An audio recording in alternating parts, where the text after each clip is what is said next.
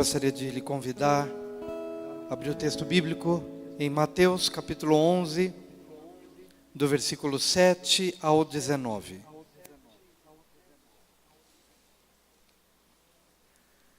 Queridos, o texto bíblico diz assim: Então, em partindo eles, passou Jesus a dizer ao povo a respeito de João: Que saístes a ver no deserto? Um caniço agitado pelo vento? Sim, que saístes a ver? Um homem vestido de roupas finas? Ora, os que vestem roupas finas assistem nos palácios reais. Mas para que saístes? Para ver um profeta? Sim, eu vos digo, e muito mais que profeta. Este é de quem está escrito: Eis aí, eu envio diante da tua face o meu mensageiro, o qual preparará o teu caminho diante de ti. Em verdade vos digo, entre os nascidos de mulher, ninguém apareceu maior do que João Batista, mas o menor no reino dos céus é maior do que ele. Desde os dias de João Batista até agora, o reino dos céus é tomado por esforço, e os que se esforçam se apoderam dele, porque todos os profetas e a lei profetizaram até João. E se o quereis reconhecer, ele mesmo é Elias, que estava para vir. Quem tem ouvidos para ouvir, ouça. Mas a quem hei de comparar esta geração? É semelhante a meninos que, sentados nas praças, gritam aos companheiros: Nós vos tocamos flauta e não dançastes, entoamos lamentações e não pranteastes. Pois veio João, que não comia nem bebia, e dizem: Tem demônio. Veio o Filho do Homem, que come e bebe, e dizem: Eis aí um glutão e bebedor de vinho, amigo de publicanos e pecadores. Mas a sabedoria é justificada por suas obras. Amém. Meus queridos, esse é o último culto, o último domingo, não é o último culto, porque nós vamos ter ainda o culto do dia 31, para o qual convido a todos, amigos, membros da igreja, visitantes, todos que quiserem estar conosco, quarta-feira agora, às 18 horas, ou seja, 6 horas da tarde, vai ser o culto de passagem de ano, com ações de graças, com testemunhos, com apresentação de talentos. Quem tem um testemunho, uma poesia, um cântico, pode se inscrever até terça-feira aqui na secretaria, ligando aqui para a secretaria. Mas hoje é o último domingo deste ano. E eu acredito que algo assim muito pertinente desse tempo é falar sobre realizações. Aquilo que você conseguiu realizar, glória a Deus por isso. Aquilo que você não conseguiu realizar, mas está em busca de uma realização, quem sabe no ano que vem, ou quem sabe nos próximos. Mas o que nós encontramos nessa passagem aqui, são algumas dicas que o Senhor nos dá, de alguns adversários das nossas realizações. Hoje eu quero falar sobre os inimigos das realizações. Eu quero que você repita comigo para ficar bem gravado no seu coração. Inimigos das realizações.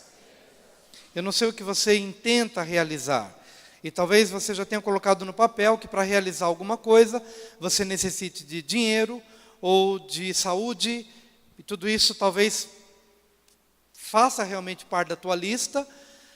Mas eu acredito que os inimigos das nossas realizações, eles não estão fora de nós. Muitos desses inimigos estão dentro de nós, contra os quais precisamos guerrear. E às vezes militar mesmo, travar uma batalha muito forte, muito ferrenha e muito decidida. Porque se nós não vencermos inimigos de realizações, esses inimigos vão continuar no oculto, talvez das nossas estruturas de pensamento, de vontade, de hábitos, escondidos.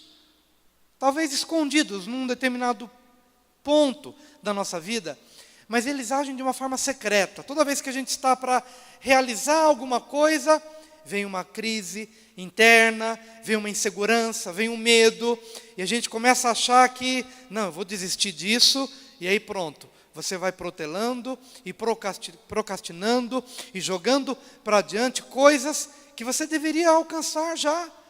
Eu tenho por hábito dizer que às vezes a gente faz muitas orações, Deus, Deus, por que isso não aconteceu ainda na minha vida? A gente faz orações olhando para o alto, perguntando para Deus, Deus, por que isso não aconteceu na minha vida? E Deus lá de cima olha para mim e fala, Wilson, Wilson, por que isso ainda não aconteceu na sua vida?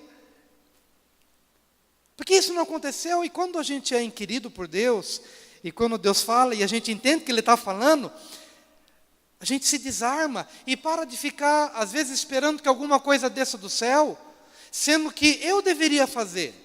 Há muitas coisas na sua vida que você tem que fazer acontecer e que não tem nada a ver com Deus, até porque Deus já te abençoou, já te entregou chave, já abriu portas, mas você precisa entrar.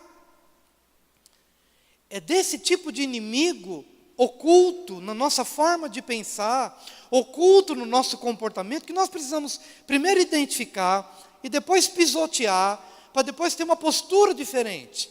E aí você vai perceber que algumas das coisas que já poderiam ser uma realidade na sua vida há muito tempo, ainda não são, porque você não entendeu isso. Porque você ainda não compreendeu que algumas coisas Deus já escancarou, abriu, descortinou diante de você e diante de mim. Mas nós precisamos entrar. E parece que aquilo que a gente está falando não tem muito a ver com o que o texto bíblico nos apresenta, mas é exatamente isso que a gente vê. O primeiro inimigo que eu gostaria de compartilhar é o inimigo da passividade. Diga passividade. Diga para o seu vizinho, no ano de 2015, você vai vencer a passividade na sua vida. Diga isso para ele.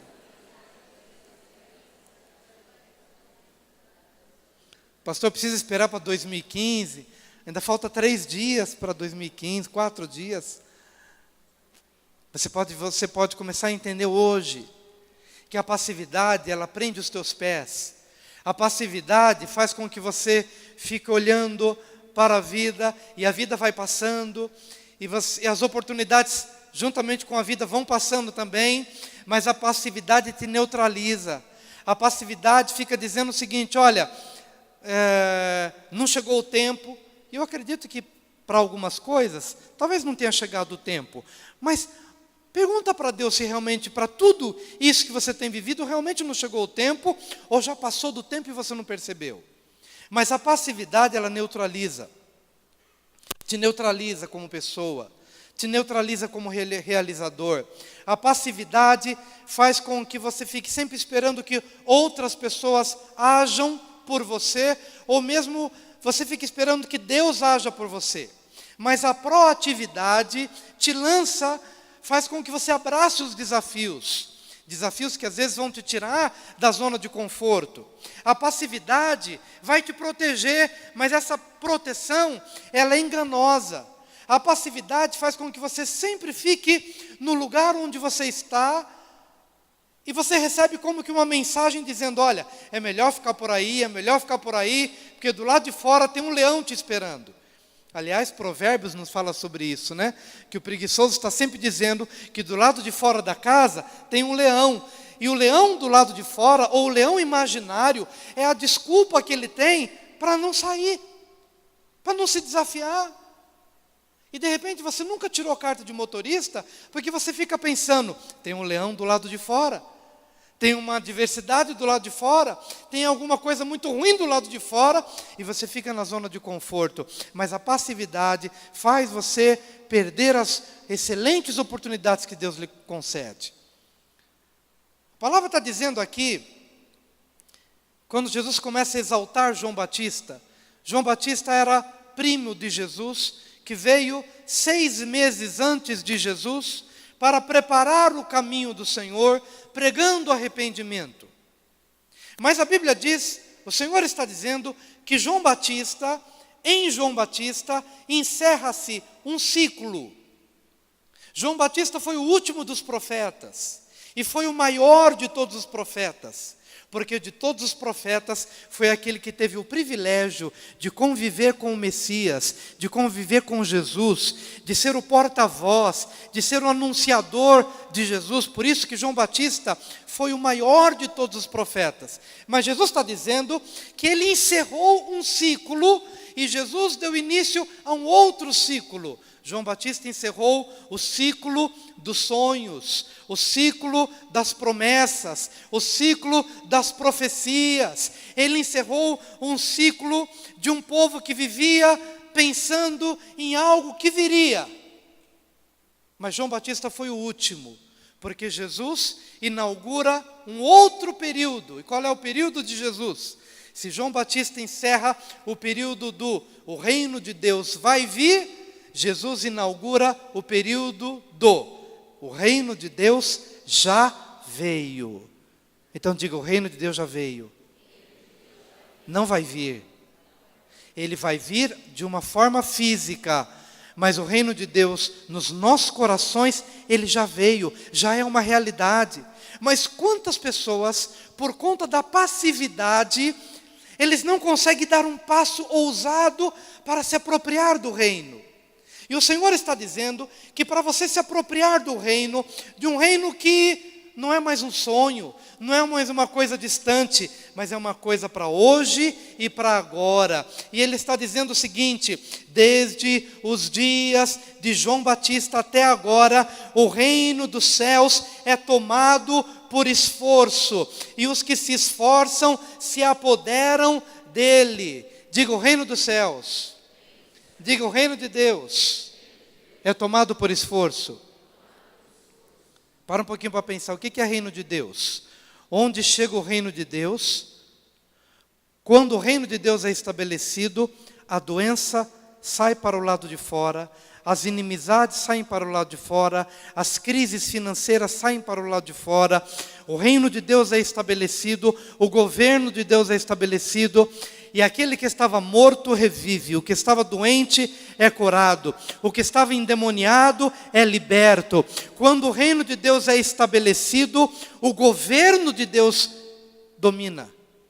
O que nós vemos de maldade nesse mundo? É o reino das trevas. A miséria imperando, as doenças imperando, os demônios imperando sobre territórios. Há territórios no mundo que não prosperam. Há lugares no mundo que é miséria pura. Por quê? Porque Satanás estabeleceu ali um trono de maldade. Para quê? Para escravizar as vidas, para adoecer as vidas, para aprisionar espiritualmente as vidas. Mas, queridos, quando chega um filho de Deus naquele lugar, e ele diz naquele lugar, é chegado o reino dos céus, queridos, no decorrer dos anos, na medida em que o reino de Deus é implantado naquele território, você vai perceber uma mudança daquele cenário, da água para o vinho, porque onde entra o reino dos céus, não há lugar mais para que Satanás impere ou para que ele domine. E esse reino dos céus, esse reino de Deus, ele vai ser literal. Quem conhece o Obama? Não precisa ter cumprimentado pessoalmente o Barack Obama, o presidente dos Estados Unidos. Quem conhece algum rei ou príncipe dos dias de hoje, que sai nos noticiários, que sai na internet? Quantos? Quantos? Todos nós. Vamos mais para o nosso dia. Quem conhece a Dilma? Nossa presidente. Vamos lá, Barack Obama. Não. Quem conhece a Dilma? Nossa presidente. Amém? Nossa presidente. Nos noticiários. Daqui a alguns anos, quem estará nos noticiários? Jesus Cristo de Nazaré, governando as nações da terra a partir de Jerusalém. O reino de Deus será estabelecido de forma física, de forma literal, de forma visível. Mas, em preparação para este reino, que acontecerá literalmente, o reino de Deus, primeiro, ele vem no meu coração. E quando ele entra no meu coração, ele dissipa a maldade, ele dissipa os vícios, ele dissipa as trevas. E na medida em que ele age na minha vida, ele começa a agir na vida das pessoas com quem eu me relaciono, porque é chegado o reino dos céus. Mas a Bíblia diz que o reino dos céus é tomado por esforço. E eu lembro, queridos, que quando eu me converti ao Senhor Jesus, eu me converti de todo o meu coração. Mas por alguns anos, eu fui escravo da pornografia. Eu já era crente em Jesus. Eu já tinha Jesus no meu coração, na minha vida, e eu o amava de todo o meu coração, mas eu não conseguia me livrar daquilo. Até que eu entendi que naquela área da minha vida, por mais que eu fosse do Senhor, mas aquela área na minha vida era um campo minado, e onde eu pisava, a bomba explodia. Eu não tinha paz, eu não tinha alegria, porque eu era um escravo naquela área. E então eu entendi que o reino dos céus, ele é apropriado por esforço. Talvez, meu querido, você possa hoje perceber que você já é crente em Jesus, mas vez por outra, você vê escapando um palavrão. E você pensa assim, puxa vida, eu não consigo vencer isso. Eu não consigo vencer essa área. Talvez você passe num determinado lugar e você sente o cheiro do álcool, e aquilo te atrai para você entrar e beber.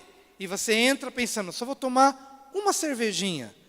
E você sai de lá com a consciência pesada, porque você entrou para tomar um gole, e você saiu de lá e percebeu que naquela área você é um escravo.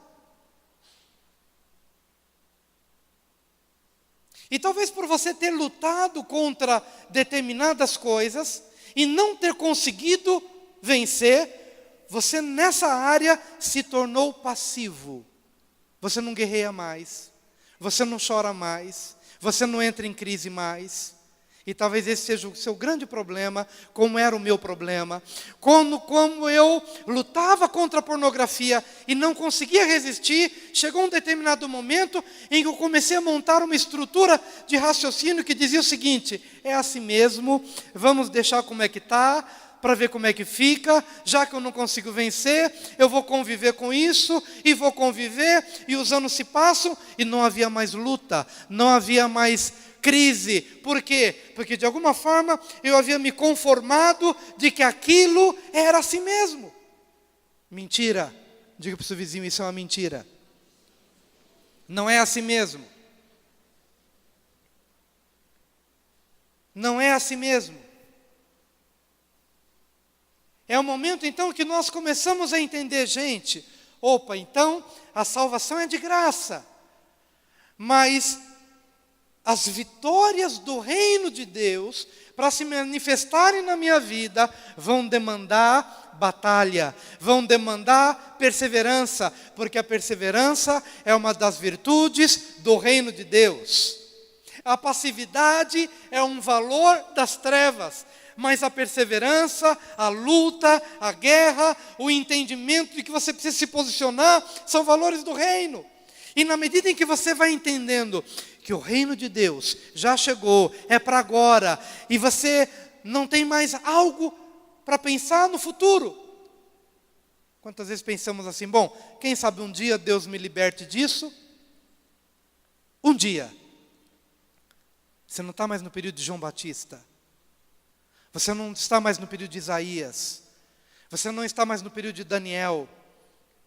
No período daqueles que viviam naquele ciclo do vai acontecer, vai chegar, vai se estabelecer. Não, o Senhor está dizendo que já chegou, e desde os dias de João Batista até os dias de hoje, até os dias de agora, os que se esforçam se apropriam do reino, os que se posicionam se apropriam do reino.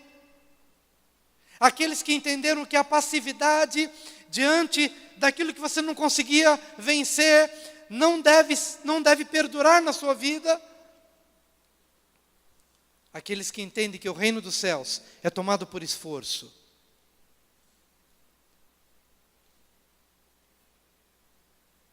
Quando você vê um traficante querendo adotar seu filho, você vai cruzar os braços e dizer, quem sabe um dia Deus faça uma obra? Ou você vai entender que o reino dos céus é tomado por esforço?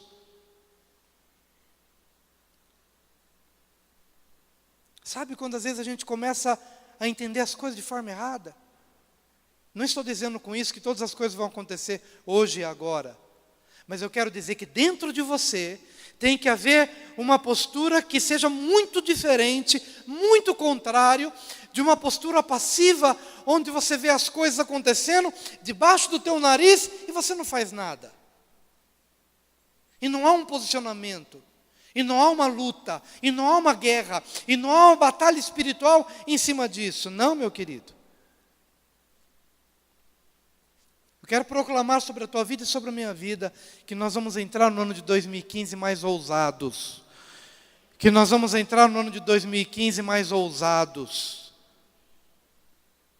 Não há um lugar por onde nós tenhamos passado, mesmo em termos de moradia, que a gente não tenha mudado para aquele lugar e visto muitas coisas esquisitas, estranhas. Não há um único lugar por onde nós tenhamos passado que aquele território não tenha mudado por causa da nossa presença lá. E não é porque somos bons, mas é porque o reino de Deus transforma. Posso ouvir um amém mais? Diga, o reino de Deus transforma. Diga, o reino de Deus transforma os ambientes por onde os filhos de Deus passam.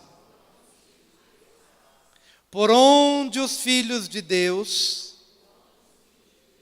que não são passivos, passam.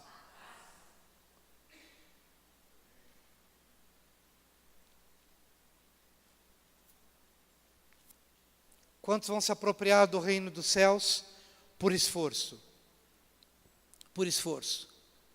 Meu querido, às vezes você vai até gemer de vontade de fazer alguma coisa, mas você vai entender, o reino dos céus é tomado por esforço. Eu posso me esfolar, mas não vou entrar por esse caminho. A minha carne pode desejar, mas não vou mais entrar por esse caminho.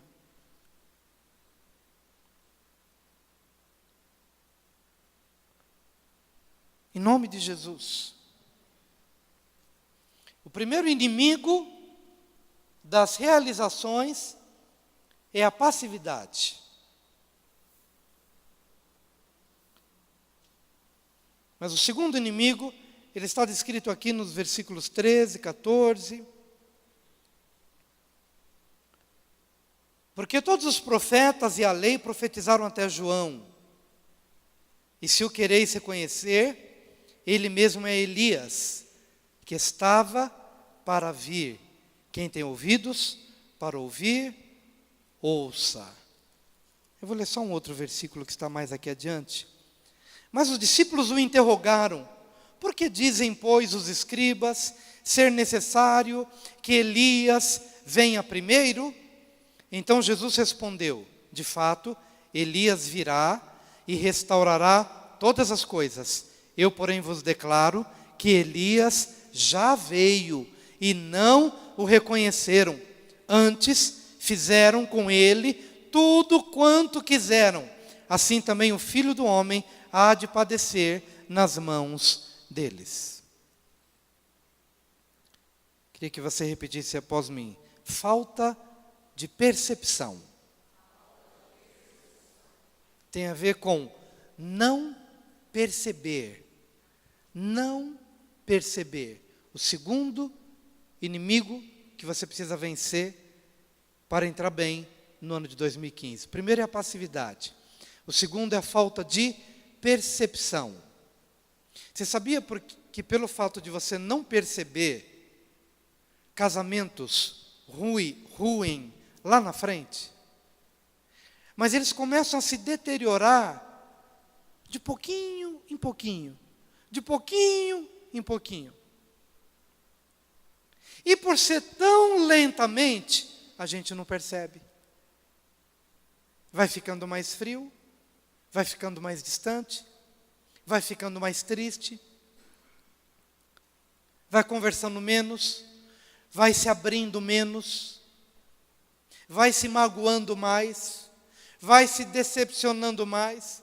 E quando você se dá conta, de pouquinho em pouquinho, como a casa do João de Barro, cada dia um galinho, um outro galinho, um outro galinho, e quando vai ver, tem um edifício, tem uma casa, mas nesse caso, algo que não foi bem construído, gradativamente, por não perceber. E há momentos que a gente fica pensando assim: Deus, por que eu não percebi? Eu gostaria de, no final desse culto, orar com toda a sinceridade do meu coração, orando por você e orando por mim. Deus, abra meus olhos. Eu lembro que em janeiro ou fevereiro desse ano, eu comecei a ver os noticiários, principalmente os noticiários internacionais, e começava a ver o que estava acontecendo, e uma certa angústia no meu coração. Acordei numa madrugada, fui para a sala e fiquei ali um tempo, e eu pedi: Deus, abra meus olhos.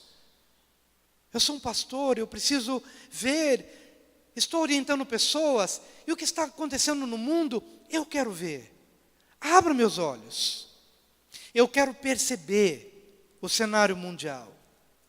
E a partir daquela oração, naquela madrugada, Deus me trouxe livros, Deus me deu artigos na internet, Deus levantou pessoas, muitas coisas começaram a acontecer para que eu pudesse chegar no final deste ano e perceber o que está acontecendo, especialmente lá no Oriente Médio, lá no Iraque, lá na Síria, lá na Turquia, e comecei a ver com outros olhos o que a Bíblia nos descreve no Apocalipse, de uma maneira muito mais clara do que conseguia ver até então.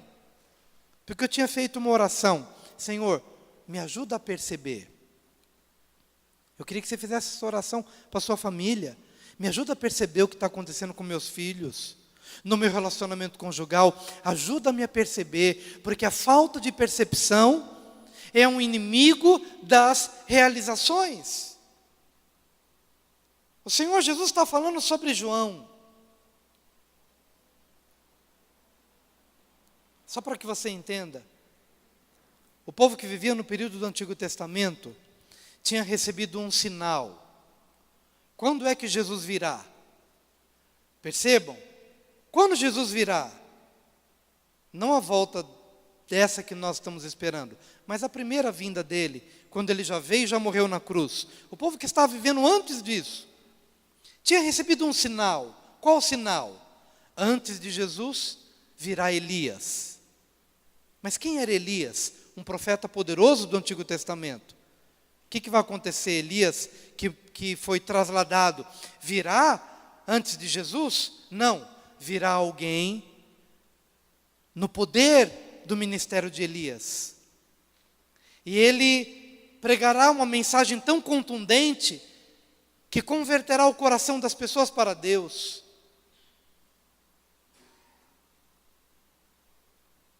Quem foi esse Elias?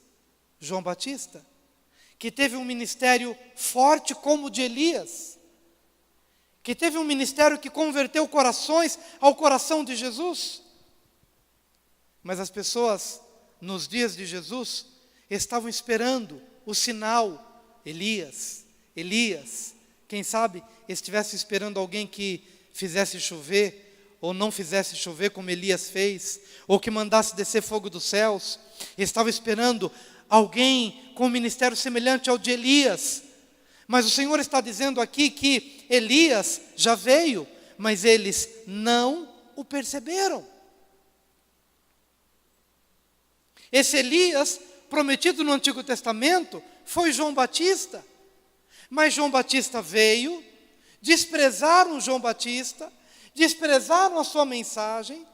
Ele foi o Elias que havia de vir para preparar o caminho do Senhor, mas ele passou por muitos, e muitos não viram, e muitos não reconheceram. E por que eu estou dizendo isso, queridos? Porque talvez você esteja vivendo no período profético mais importante da história e não esteja percebendo. Mas aqueles que estão acordados estão percebendo. Aqueles que percebem que o Senhor Jesus disse que viria uma tribulação, tal qual nunca aconteceu antes, mas que viria uma tribulação, e essa tribulação lá no entorno de Israel, já quase cercando Israel, E quem tem ouvidos, ouça. E quem conseguir enxergar os noticiários e perceber que tudo aquilo que o Senhor disse que iria acontecer, já é cenário presente para estes dias. Mas assim como João Batista era o Elias prometido, e ele veio, e ele preparou o caminho do Senhor, mas as pessoas não perceberam, a geração de hoje, que talvez esteja presenciando os acontecimentos proféticos mais importantes da história, talvez corra o risco de passar por esses dias, e porque na sua localidade há paz, e na sua localidade está tudo tranquilo, então talvez você não consiga perceber o momento profético que nós vivemos. Mas na medida em que eu percebo o momento profético, e de que nós estamos no limiar da volta do Senhor, o que isso vai produzir no meu coração?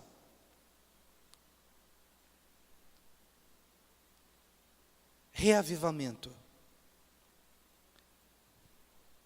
Amar muito mais as coisas de Deus do que as coisas deste mundo. Apegar-se muito mais aos valores de Deus e aos valores do reino, do que apegar-me a casa, apegar-me a dinheiro, apegar-me a conta bancária, apegar-me a qualquer coisa desse mundo. Porque o tempo se aproxima. O que a visão profética, o que a falta de percepção, ou o que a percepção dos dias de hoje vai promover no meu coração? Avivamento, despertamento espiritual, abandono do pecado, abandono das práticas malignas, a aproximação do reino, a aproximação dos valores de Deus.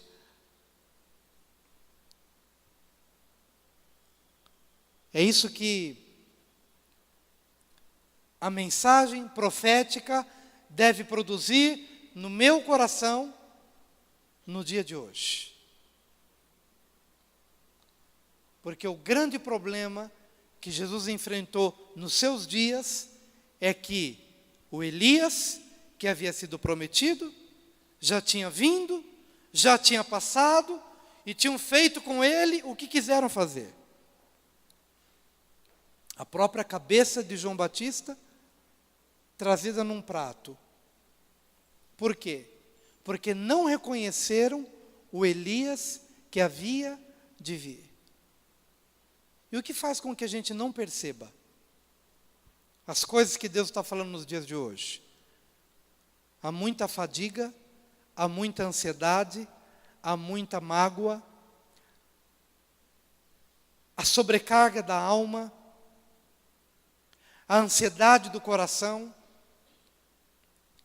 as muitas preocupações, os apegos, as coisas que vão ficando. Todas estas coisas vão ocupando os espaços da nossa mente, da alma e do coração, e deixamos de perceber, deixamos de ter visão espiritual, deixamos de ter revelação.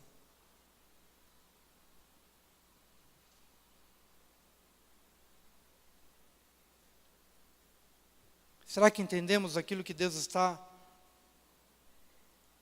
trazendo para o nosso coração? Pastor, o senhor está falando de coisas muito proféticas e espirituais. Mas, meu querido, você é um empresário. A falta de percepção pode te trazer prejuízos daqui a 3, 4 ou 5 anos. Se você não perceber hoje o momento econômico em que estamos vivendo, se você não perceber hoje os cortes que serão necessários você fazer agora, para você não sofrer amanhã. Mas quem não percebe essas coisas hoje, quem não percebe hoje, quem não toma medidas hoje,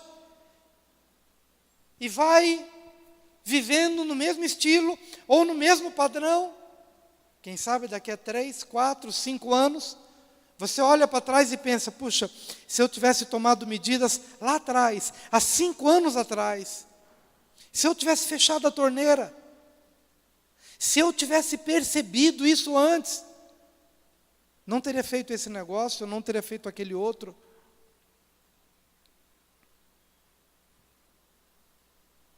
Será que a gente não precisa entrar numa nova dimensão diante de Deus para perceber as coisas? Diga passividade. Diga falta de percepção.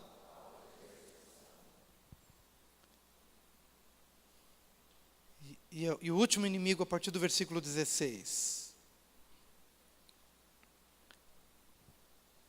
Mas a quem hei de comparar esta geração? É semelhante a meninos que sentados nas praças gritam aos companheiros: nós vos tocamos flauta e não dançastes. Entoamos lamentações e não pranteastes. Pois veio João, que não comia nem bebia, e dizem: tem demônio. Veio o Filho do Homem, que come e bebe, e dizem: eis aí um glutão e bebedor de vinho, amigo de publicanos e pecadores, mas a sabedoria é justificada por suas obras. Eu queria ficar nesse ditado popular, ou nessa cantiga popular, que era comum nos dias de Jesus: nós vos tocamos flauta e não dançastes. Entoamos lamentações e não pranteastes. Qual era o perfil daquela geração que não tinha percebido João Batista? Que não tinha percebido que ele era o Elias que havia de vir para preparar o caminho do Senhor? Qual era o perfil daquela geração passiva, que não se apropriava do reino de Deus, mas ainda estava na dimensão do futuro, ou da promessa, ou de algo que havia de vir, e não havia se apropriado para hoje, para agora? Qual é o perfil dessa geração? Em último lugar, o último inimigo é o inimigo da indiferença. Diga, indiferença.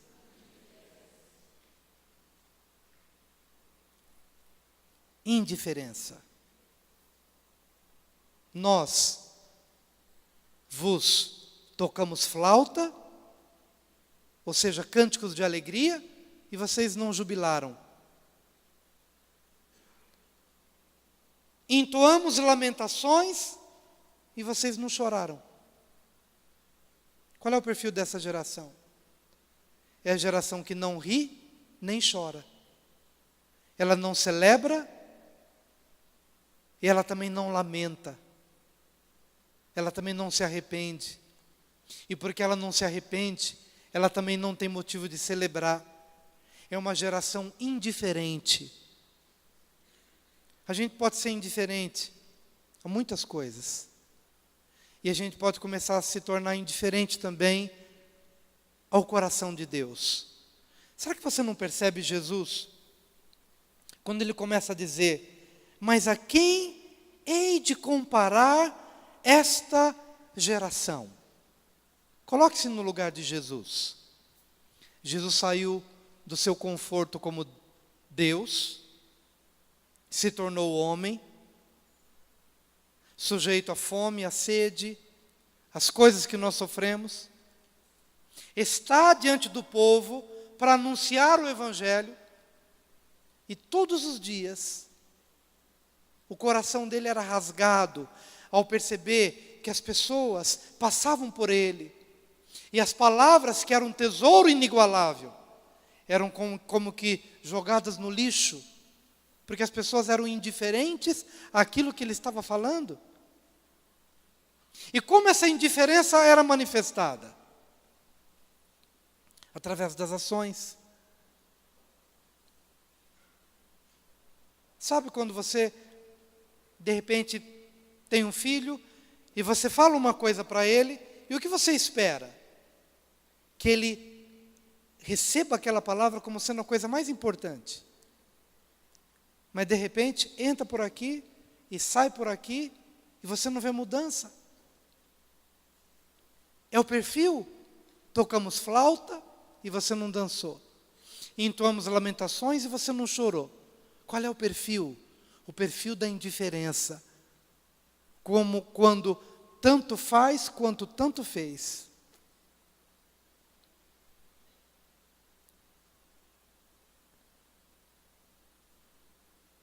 O que de fato Deus quer que comece a mudar na nossa vida?